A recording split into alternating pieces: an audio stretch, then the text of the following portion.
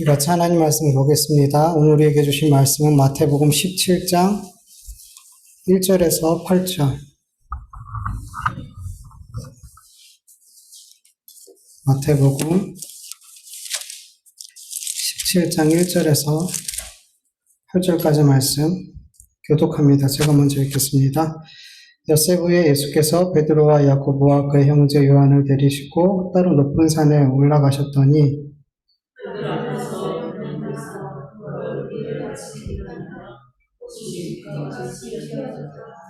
그때 모세와 엘리야가 예수와 더불어 말하는 것을 그들에게 보이거늘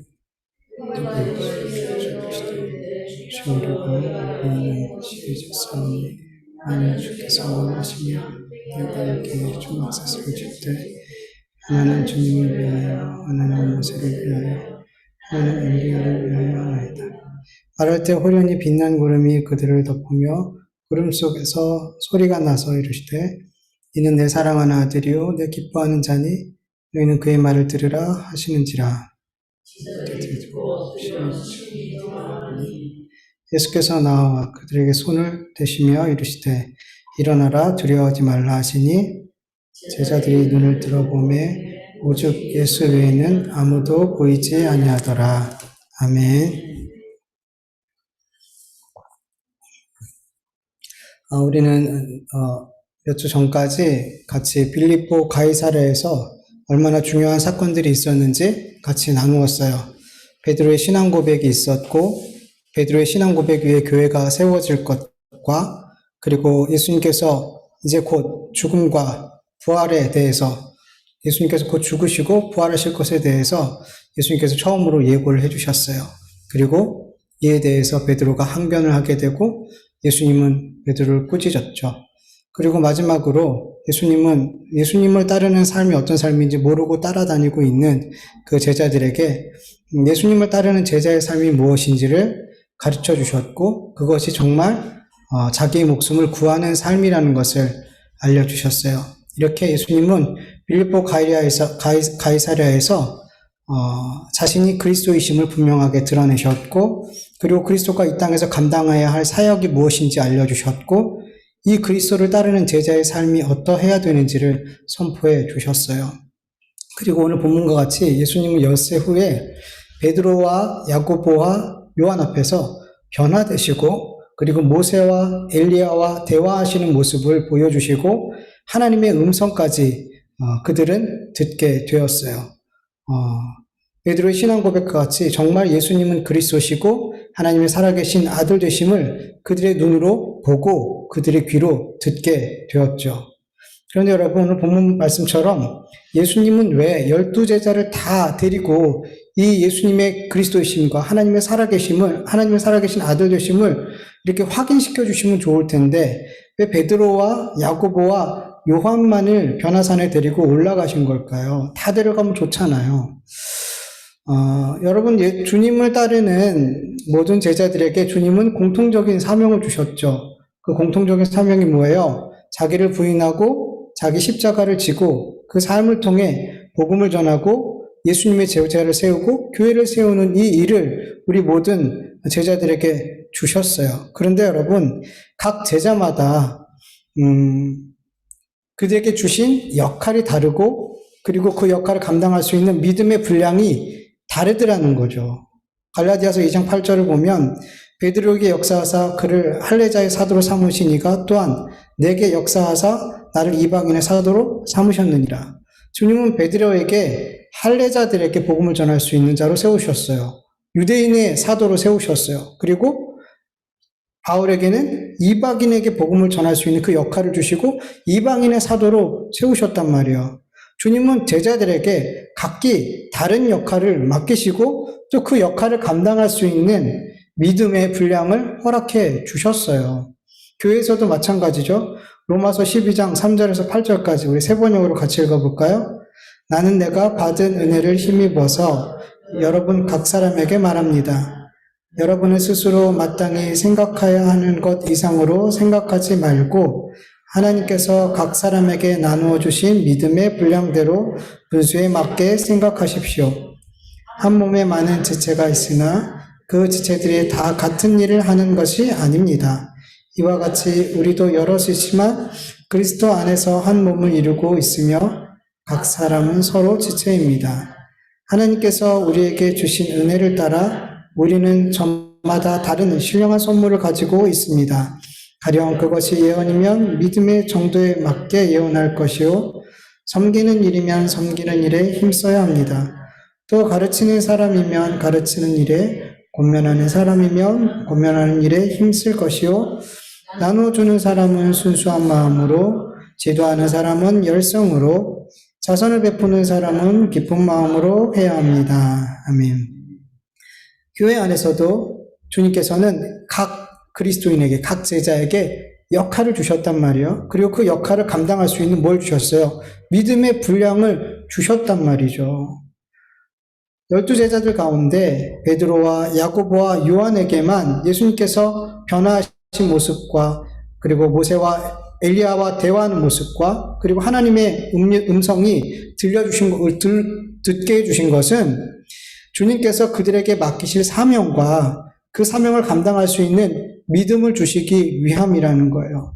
여러분, 베드로는 우리가 잘 아는 것처럼 초대교회의 기둥 같은 역할을 감당했어요.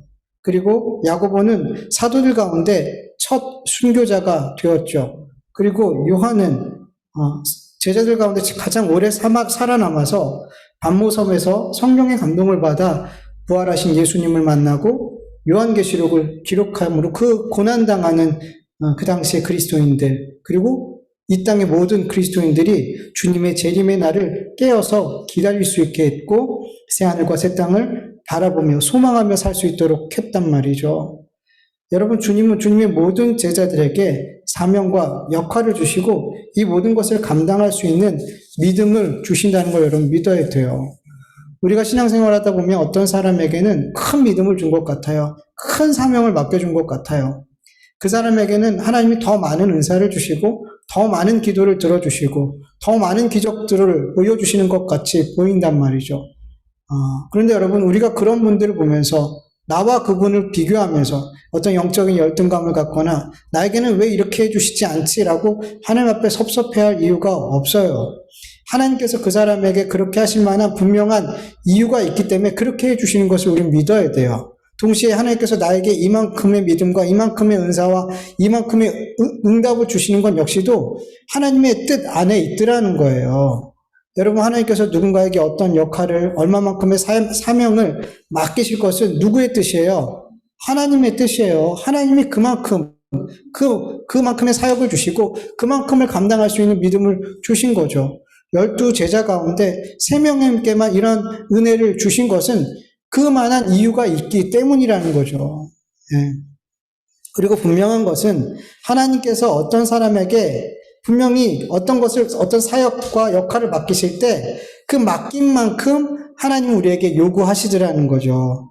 누가복음 12장 48절을 보면 무릇 많이 받은 자에게는 많이 요구할 것이요 많이 맡은 자에게는 많이 달라 할 것이다. 이렇게 말씀하고 계세요. 하나님께서는 많은 역할과 사명을 맡긴 자에게 많이 요구하신대요. 그러니까 맡기신 만큼 요구하신대요, 하나님은. 근데 우리가 분명히 알아야 되는 것은 주님이 많은 것을 맡기셨다고 해서 그 사람이 천국에서 더 큰 상급을 받고 더 높은 자리에 앉게 되는 것은 절대로 아니라는 거죠. 만약 우리가 어떤 사명을 받았을 때 우리의 믿음과 우리의 능력과 우리의 재능으로 주님 주신 이 역할과 이 사명을 감당했다면 우린 더 큰 상을 받아야 돼요. 천국에서 더 높은 자리에 앉아야 돼요. 우리의 힘으로 했다면. 그런데 우리에게 사명을 주신 분이 주님이시고 우리에게 이 사명을 감당할 수 있는 믿음과 능력과 은사를 주신 분도 누구예요? 하나님이시죠. 그래서 우리는 아무리 큰 능력으로 큰 사역들을 감당했다 할지라도 하나님 앞에 이거 내가 했어요 라고 말할 수 있는 사람이 한 사람도 없더라는 거예요. 그래서 어떤 사역을 감당했던, 우리 눈에 큰 사역을 감당했던, 작은 사역을 감당했던 상관없어요. 그것으로 인해서 내가 천국에서 더 큰 상을 받고 그렇지 않는단 말이에요. 자꾸만 그 부분에 있어서 착각하시는 분들이 있어요. 아니에요, 여러분. 여러분, 어떤 선교사님이 한 민족을 믿음으로 인도하고 결국 순교당했다 할지라도 주님 앞에 자랑할 것이 있어요, 없어요? 없어요, 여러분. 어떤 선교사님 평생에 단 한 명의 원주민만을 주님 앞으로 인도했다고 해서 여러분 부끄러울 것이 있어요, 없어요?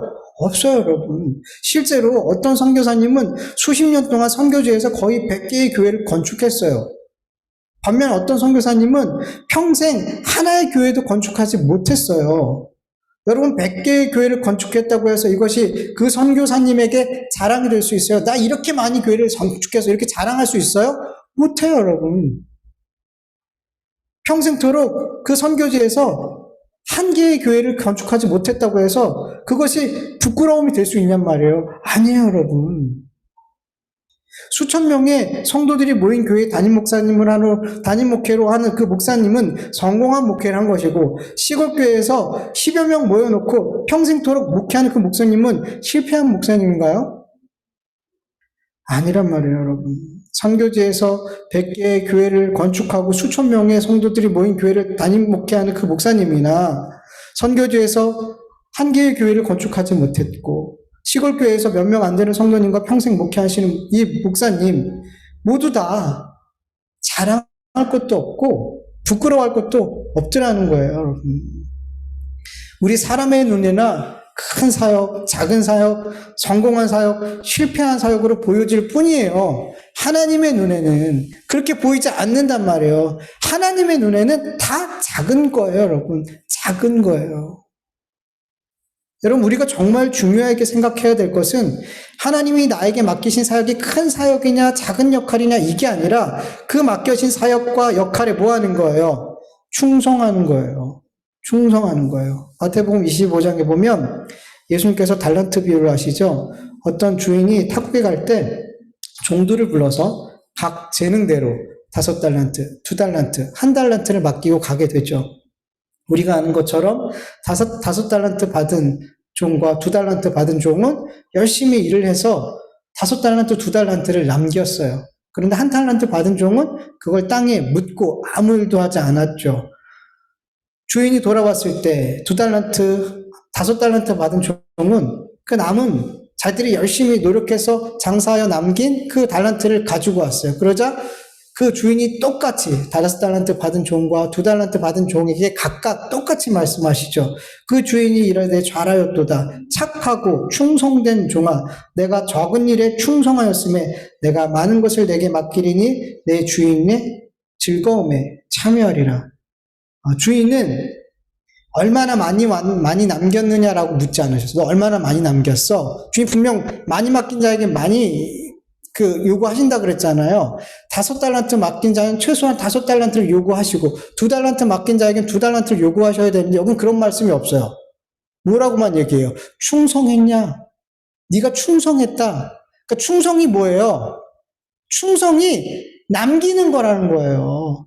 우리가 볼 땐 어떤 결과가 남겨지는 것 같은데 하나님이 보실 때는 많이 맡긴 자에게는 많은 충성을 요구하신다는 거예요.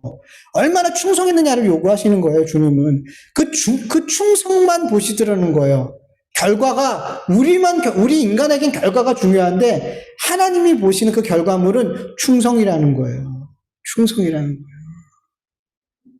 얼마나 많이 맡겼는지, 얼마나 많이 남겨왔는지, 주인은 그걸 본 게 아니라, 그들이 얼마나 충성했느냐를 보시더라는 거예요. 실패했냐, 성공했냐, 이것도 보시지 않아요. 충성해서 실패하면 그건 충성한 거예요. 충성해서 성공했어요. 그것도 충성한 거예요. 하나님 앞에서는 충성한 게 남겨오는 거라는 거예요. 네. 여러분, 우리는 알아야 돼요. 주님께서 우리에게 무엇을 맡기셨든지 우리 스스로 크다, 작다 판단하면 안 돼요. 이게 실패했다, 성공했다, 우리 스스로 판단하면 안 돼요. 그리고 다른 사람들이 평가할 때 그거에 휘둘릴 필요도 없어요. 우리는 뭐 하면 되는 거예요? 충성하면 되는 거예요. 그 충성이 남기는 거예요. 하나님 앞에. 하나님이 그거 요구하시는 거란 말이죠. 네. 여러분, 하나님 앞에 우리에게 어떤 것을 맡기시든 그게 크다 작다 평가하지 않고 여러분 충성할 수 있기를 축원합니다. 그 결과는 중요하지 않아요. 주님은 우리가 충성하기를 원하세요. 그거면 되는 줄 믿습니다. 예. 본문 2절 말씀을 보면 예수님께서 그들 앞에서 변형되사 그 얼굴이 해와 같이 빛나고 옷이 빛과 같이 희어졌다 그래요. 이 세 명의 제자들은 지금까지 본 예수님과 완전히 다른 예수님을 만나게 됐어요. 네. 모습만 달라진 게 아니라 예수님의 모습에서 마치 해처럼 강한 빛이 흘러나오고 그 빛이 얼마나 강했던지 예수님의 옷까지 눈부시게 희어졌더라는 거죠. 사실 예수님으로부터 발한 이 빛은 해보다 더 밝은 빛이었어요. 사도행전 26장 13절을 보면 바울이 자신이 예수님을 처음 만난 일에 대해서 이렇게 설명해요. 왕이여 정오가 되어 길에서 보니 하늘로부터 해보다 더 밝은 빛이 나와 내 동료들을 둘러 비치는지라. 해보다 더 밝은 빛이 그 바울을 둘러 비쳤어요. 이 빛이 어디서 나오는 빛이에요? 예수 그리스도에게서 나오는 빛이었어요. 예수님께서 바라시는 지금 이 빛은 사실 사람들이 형용할 수 없는 그런 빛이었어요. 이제 왜 해처럼 빛났다라고 얘기하냐면 그 당시에 해보다 더 밝은 빛은 없었거든요. 가장 밝은 빛을 비유한 거예요. 근데 예수님께서 바라신 빛은 이 세상에서 창조된 빛이 아닌 근원적인 빛이에요. 하나님으로부터 나오는 빛이었더라는 거예요. 요한일서 1장 5절을 보면 우리가 그에게서 듣고 너에게 전한 소식은 이것이니 곧 하나님은 빛이시라. 그에게는 어둠이 조금도 없으시다 하는 것이니라. 요한계시록 21장 23절에서 25절 세 번역으로 보면 그 도성에는 해나 달이 빛을 비출 필요가 없습니다. 그것은 하나님의 영광이 그 도성을 밝혀주며 어린 양이 그 도성에 등불되기 때문입니다. 민족들이 그 빛 가운데로 다닐 것이요 땅의 왕들이 그들의 영광을 그 도성으로 들어올 것입니다. 그 도성에는 밤이 없으므로 온종일 대문을 닫지 않을 것입니다. 여러분, 하나님 자체가 영광의 빛이래요. 예수님은 창조된 빛이 아닌, 만들어진 빛이 아닌 그 하나님의 영광의 빛을 지금 발하고 계시더라는 거죠. 예수님은 그렇게 자신이 하나님의 영광의 광채이고 하나님의 아들 되시고 그리고 하나님께서 보내신 그리스도 되심을 그렇게 제자들 앞에서 보여주셨어요. 나타내 주셨어요. 제자들이 그렇게 형용할 수 없는 빛을 발하시는 번영되신 예수님을 보는 순간 동시에 율법의 대표인 모세와 선지자를 대표하는 엘리야가 한자리에서 예수님과 대화하는 장면을 보게 됐어요. 너무 놀라운 장면을 보게 됐어요. 여러분, 하나님의 영광의 빛을 발하고 계신 그 변형되신 예수님과 이미 이 세상에 존재하지 않는 모세와 엘리야가 함께 만나서 대화를 나눌 수 있는 이런 일이 어디서 일어날 수 있을까요? 천국에서, 낙원에서. 즉 제자들은 변화산 위에서 천국을 지금 경험하고 있더라는 거예요. 제자들이 한 번도 보지 못한 모세와 엘리야를 여러분 어떻게 알아볼 수 있어요? 예수님 앞에 누군가 두 명이 나타나서 대화를 하는데 베드로와 제자들은 모세고 엘리야라는 걸 알았단 말이에요. 어떻게 알았냔 말이에요. 여러분, 낙원은, 천국은 설명하지 않아도 다 아는 곳이에요. 고린도전서 13장 12절을 보면 우리가 지금은 거울로 보는 것 같이 희미하나 그때는 얼굴과 얼굴을 대하여 볼 것이요 지금은 내가 부분적으로 아나 그때에는 주님께서 나를 아신 것 같이 내가 온전히 알리라. 그때가 언제예요? 주님 만날 때, 천국에 갈 때, 그때는 뭔가 나에게 설명해 줄 필요가 없더라는 거예요. 여러분 가끔씩 이러죠. 이 땅에서 뭘 몰랐을 때, 성경에 대해서 하나님에 대해서 궁금한 게 있을 때 천국에 가면 물어봐야지. 안 물어보셔도 돼요. 그냥 다 알아요. 그냥 천국에 가면 그냥 온전히 모든 게 다 알아지게 돼 있단 말이에요. 설명해 줄 필요가 없어요. 그래서 지금 이 천국을 경험하고 있는 베드로와 제자들은 예수님과 대화하고 있는 자들이 누구인지 설명하지 않아도 그냥 알아버린 거예요. 모세와 엘리야구나 알아버린 거죠. 그들은 지금 분명 잠시나마 낙원을 경험하고 있었더라는 거죠. 그때 베드로가 이렇게 말하죠. 4절을 세 번역으로 읽어보면 그때 베드로가 예수께 말하였다. 선생님, 우리가 여기 있는 것이 좋습니다. 원하시면 제가 여기다가 초막 셋을 지어서 하나는 선생님을, 하나는 모세를, 하나는 엘리야를 모시도록 하겠습니다.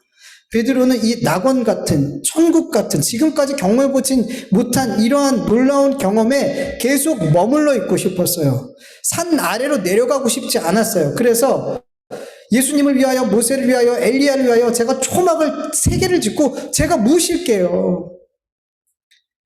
예수님을 위하여, 모세를 위하여, 엘리야를 위하여라고 말하지만 사실 누굴 위해서요? 나 위해서. 여기 있는 게 너무 좋아서 여기가 좋사오니 산으로 내려가기 싫은 거예요. 그래서 제가 주님을 위해서 하겠습니다. 모세를 위해서 하겠습니다. 엘리야를 위해서 하겠습니다. 이렇게 말하는 거죠. 다 자기를 위해서인데. 그런데 여러분, 제자들이 이곳에서 이곳이 좋사오니 저희가 여기 더 있고 싶어요. 여기서 있고 싶어요. 여기서 살고 싶어요. 라고 말할 때 예수님과 모세와 엘리야는 어떤 대화를 나누고 있었을까요? 누가복음 9장 30절에서 31절을 보면 문득 2 사람이 예수와 함께 말하니 이는 모세와 엘리야라. 영광 중에 나타나서 장차 예수께서 예루살렘에서 별세하실 것을 말씀하실세. 예수님과 모세와 엘리야는 지금 예수님이 곧 예루살렘에서 십자가에 못 박혀 죽으실 것에 대해서 같이 말씀을 나누고 있었어요.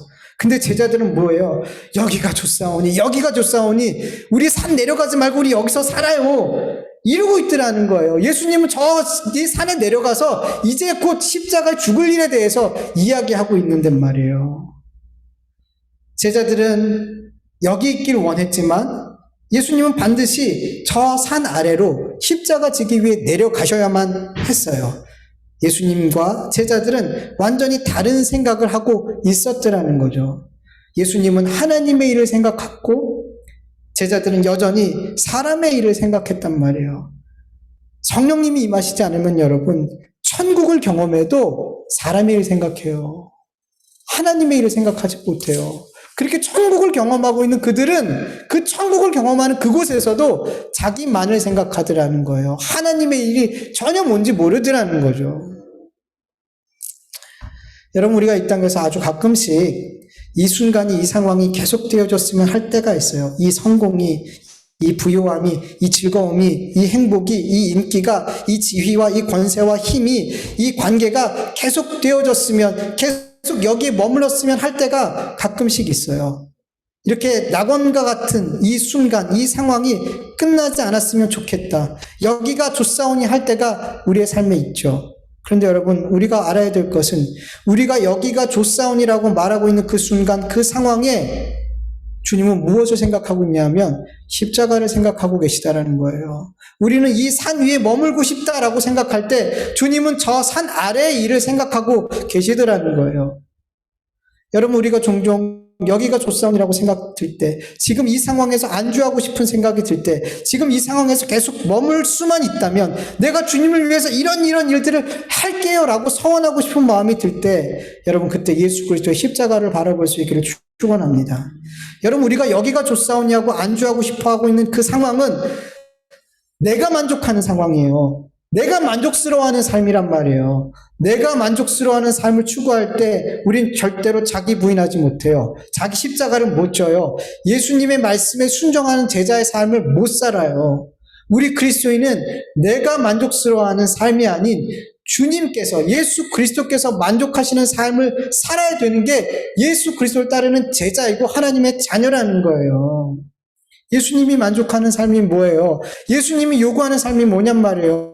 지난주에 말씀 나눴잖아요. 자기를 부인하고 자기 십자가를 지는 삶이 아니냔 말이에요. 그게 주님께서 만족하시는 삶이란 말이에요. 여러분, 누구도 자기를 부인하고 십자가를 지는 삶을 만족스럽다 여기지 않을 거예요. 그 삶에 거하면서 여기가 좋사오니라고 생각하는 사람 아무도 없을 거예요. 왜요? 고난이니까. 그런데 그 삶이 자기 목숨을 구원하는 삶이고, 베드로처럼 잠시 잠깐 그 맛본 낙원과 천국을 영원토록 누릴 수 있는 삶이라는 거예요. 그걸 알 때 여기가 좋사오니라는 생각이 들고 이 상황에, 이 모든 형편에 머물고 싶을 때 예수님을 바라볼 수 있게 되는 거고, 주님께 여쭙고 주님이 원하시는 그 방향을 향해 계속해서 머물지 않고 나아갈 수 있게 되는 거예요. 그리스도인의 삶은 머물러 있는 삶이 아니에요. 표대를 향해서 계속 달려가는 삶이라는 거예요. 여러분, 바울이 개척한 교회들 가운데 부흥하고 성도들이 많아져 든든하게 세워진 교회들도 있었어요. 바울을 마치 하나님의 천사와 같이, 그리스도 예수와 같이 영접하는 교회들이 있었단 말이에요. 바울을 위해서라면 할 수만 있다면 눈이라도 빼어주고 싶은 그런 마음으로 섬기는 성도들이 있는 교회들이 있었단 말이에요. 그런데 바울은 얼마든지 여기가 좋사오니, 이 교회와 이 성도가 좋사오니 하면서 거기서 머물 수 있지만, 바울은 기도하며 다른 나라와 다른 지역을 향해서 계속 복음을 전하러 갔어요. 그리고 거기서 뭐 했어요? 핍박당하고 고난당하고 생명의 유업을 받았단 말이에요. 왜 그 좋은 자리를, 여기가 좋사오니 하고 머무르면 좋을 텐데 왜 일부러 고난의 자리를 계속 달려가냔 말이에요. 그게 제자의 삶이기 때문이에요. 예수 그리스도와 함께 고난받는 삶을 선택하는 이 삶이 바로 예수 그리스도를 믿는 표대를 향해 달려가는 제자의 삶이라는 거죠.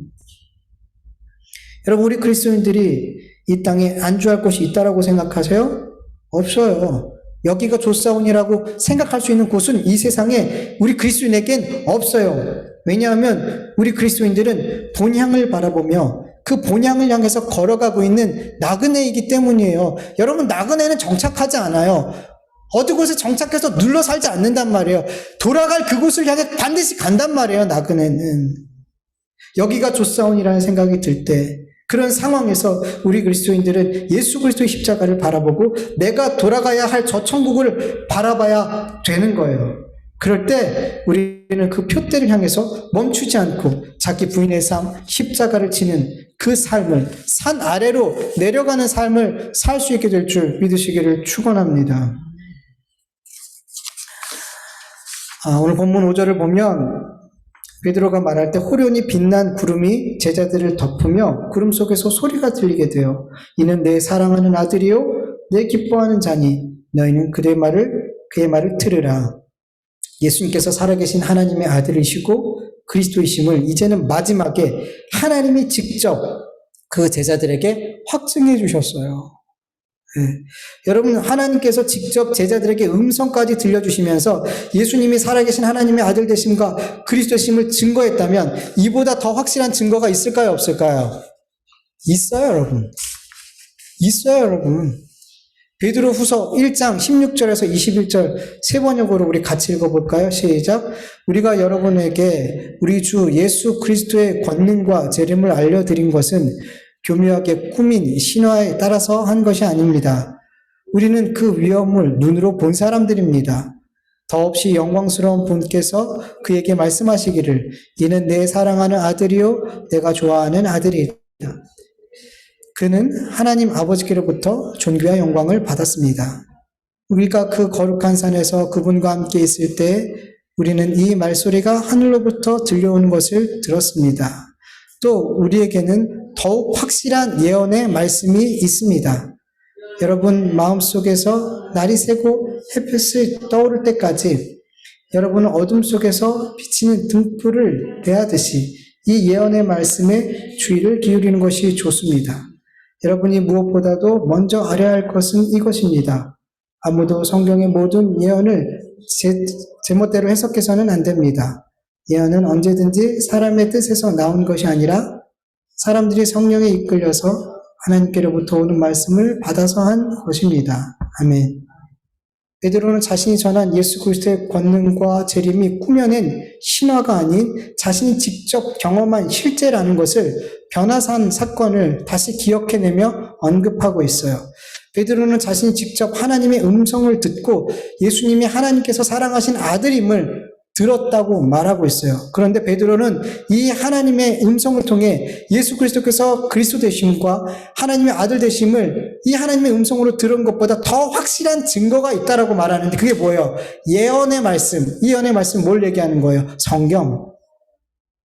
성경이 하나님의 음성을 듣는 것보다 하나님께서 예수님께서 하나님의 아들 되심과 그리스도이심을 가장 확실하게 증거하고 있다 그래요. 이 성경 말씀이 하나님의 음성을 듣는 것보다.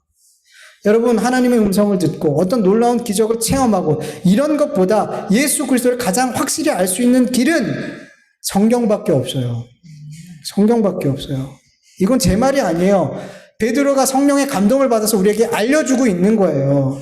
우린 종종 어떤 사람들이 내가 하는 말은 하나님의 말이야. 내가 하나님께로부터 받은 말이야. 그리고 우리도 종종 그러죠. 이 결정은 하나님께서 나에게 말씀하신 결정이야. 그래서 내가 이렇게 결정했어. 이렇게 말하잖아요. 그런데 중요한 것은 하나님께서 나에게 말씀하셨다고 하셨을 때 그 말씀이, 그 들은 말씀이 정말 하나님이 나에게 말씀하신지 무엇을 통해서 검증받아야 돼요? 기록된 하나님의 말씀을 통해서 검증되어야 되는 거예요. 네. 내가 개인적으로 들은 하나님의 음성이 진짜 하나님이 나에게 말씀하신 음성인지 아닌지를 검증할 수 있는 방법은 성경밖에 없단 말이에요, 여러분. 성경에 기록된 하나님의 말씀으로 검증되어질 수 없다면 그것은 하나님의 말씀이 아닐 수 있어요. 그래서 그 말씀은 우리가 조심해야 되는 거예요. 여러분, 이단들이 어디서 나오는 거예요? 하나님의 말씀을 내가 들었다는 거예요. 근데 그 말씀 갖고 막 선포하는데 어디와 달라요? 기록된 말씀이랑 다르더라는 거예요. 기록된 말씀이 아닌 자기가 들은 말씀을 막 선포하면서 이거 하나님께 받았더라는 거예요. 근데 성경과 반대예요. 성경에 나온 그 하나님이 이런 하나님이 아니란 말이에요. 그럼 그 사람 뭐예요? 가짜예요. 하나님 앞에 들었어. 아니요. 그 말씀이 기록된 하나님의 말씀으로 검증되지 않으면 다 가짜예요. 이단이란 말이에요. 근데 속아요, 사람들이. 속아요. 하나님의 음성을 들었대. 기적이 나타났대. 그러면서 그 기록된 하나님 말씀보다 그 잘못 들은 하나님의 말씀, 그 가짜 음성에, 그 마귀가 준 음성에 하나님의 말씀이 기록된 하나님의 말씀이 묻혀버리더라는 거예요. 성경은 분명히 얘기해요. 예수 그리스도를 가장 확실하게 알 수 있는 방법은, 우리가 바르게 신앙생활할 수 있는 가장 중요한 방법은, 가장 유일한 방법은 말씀, 기록된 말씀, 이 말씀으로 모든 게 검증되어야 되는 거예요. 그래서 우리가 늘 말씀을 가까이 하라는 거예요. 배우라는 거예요. 들으라는 거예요. 읽으라는 거예요. 뭘 갖고 분별하겠냔 말이에요, 도대체. 또 중요한 한 가지는 베드로가 이 성경의 모든 예언의 말씀은 사사로이 풀지 말라고 경고하고 있어요. 여러분, 성경의 말씀을 제멋대로 해석하게 되면 이 생명의 말씀은 죽음의 말씀, 저주의 말씀이 되어버려요. 예를 들어서 내가 받은 하나님의 음성이 하나님으로부터 음성이라는 것을 주장하기 위해서 하나님의 말씀을 엉터리로 해석해버리는 거예요. 자기 주장을 합당화하기 위해서. 내가 이 받은 말씀이 하나님께로부터 온 말씀이라는 것을 사람들에게 설득시키기 위해서 하나님의 말씀을 엉터리로 해석해버리는 거예요. 내 신앙과 내 신학이 옳다는 것을 반대편에 있는 사람에게 증명하기 위해서 하나님의 말씀을 엉터리로 해석해버려요. 내 멋대로 해석해버려요. 사람들이 듣기 좋은 설교를 위해서 하나님의 말씀을 사람들의 입에 맞는 말씀으로 해석해버려요. 여러분, 이 모든 것은 하나님의 말씀을, 생명의 말씀을 사사로이 푸는 것이고 이 생명의 말씀이 저주가 되는 말씀으로 만들어버리는 거예요. 그래서 여러분, 우리는 하나님의 말씀을 대할 때 절대로 사사로운 마음으로 말씀을 대하면 안 돼요. 말씀을 제가 그래서 늘 말씀드리는 게 말씀을 읽을 때마다 뭐 하라는 거예요? 성령님께 구하라는 거예요. 하나님, 내 마음대로 내가 읽고 싶은 대로 읽는 게 아니라 성령님이 말씀 한마디 한마디가 성령님께서 이 말씀을 기록하셨사오니 이 말씀을 제가 깨닫게 해주세요. 그런 마음으로 그런 기도를 드리고 우리는 말씀을 대해야 되는 거예요. 그래야지 사사로운 말씀으로 하나님의 말씀을 해석하지 않게 되고 하나님이 나에게 주시는 말씀을, 우리 교회에 주시는 말씀을 바르게 분별해서 들을 수 있게 되는 줄 믿습니다. 여러분, 하나님의 음성을 듣는 것, 어떤 기적을 보는 것보다 이 성경, 기록된 이 하나님의 말씀을 통해 예수 그리스도께서 하나님의 아들 되심과 우리의 구주 되심을 믿으실 수 있기를 축원합니다. 이 기록된 말씀을 통해서 내게 들려주시는 하나님의 음성이, 그리고 다른 사람들이 나에게 말하는 그런 음성들이 검증될 수 있기를 축원합니다. 여러분, 하나님의 말씀, 이것이 우리가 예수 그리스도를 만날 수 있는 가장 중요한 길인 줄 믿으시길 축원합니다. 우리 같이 말씀을 기억하면서 우리 같이 기도하겠습니다.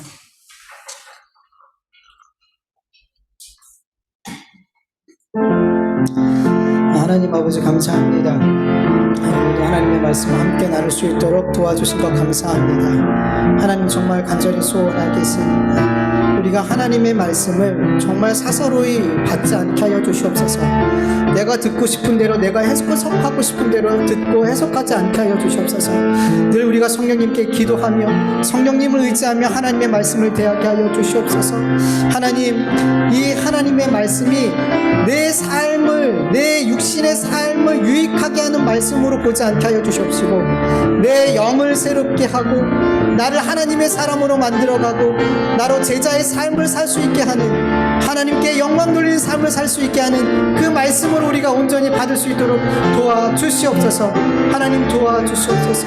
하나님 도와주시옵소서. 하나님, 우리의 삶 가운데 정말 가끔씩 여기가 좋사오니 이곳에, 이 삶에 머무르고 싶은 유혹이 들 때가 있습니다. 이것을 위해서라면 주님 앞에 서원까지도 하면서 그렇게 기도할 때가 있습니다.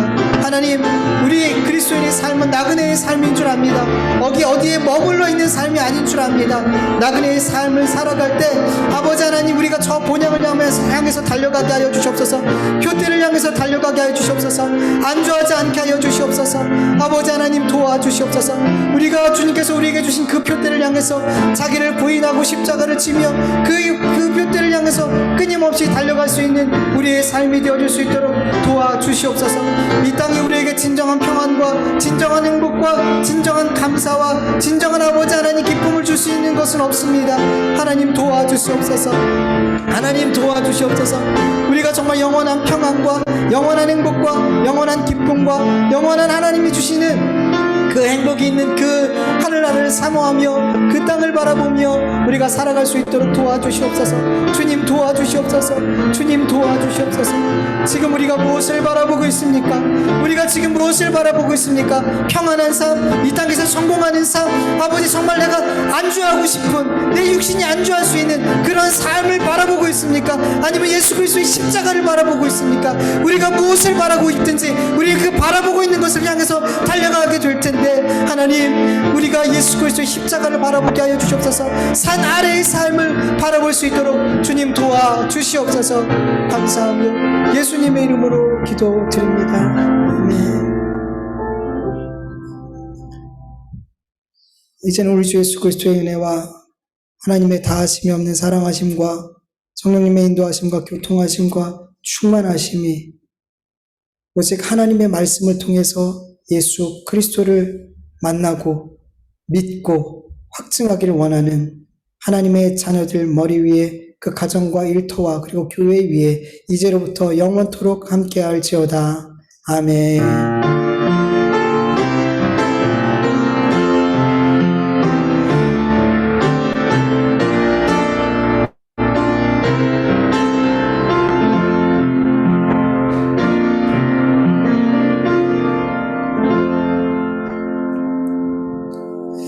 우리 예배를 받으신 하나님께 감사와 영광의 박수 올려드립니다. 하나님 감사합니다. 우리 예배를 받으시고 은혜를 풀어주시고 또 감당할 수 있는 말씀을 순종할 수 있는 은혜를 주시옵소서. 감사합니다. 예수님의 이름으로 기도합니다. 예배 마쳤습니다. 우리 다음 주 기도는 송정범 집사님 기도 준비해 주시고요. 장동민 집사님 오늘 기도 감사합니다.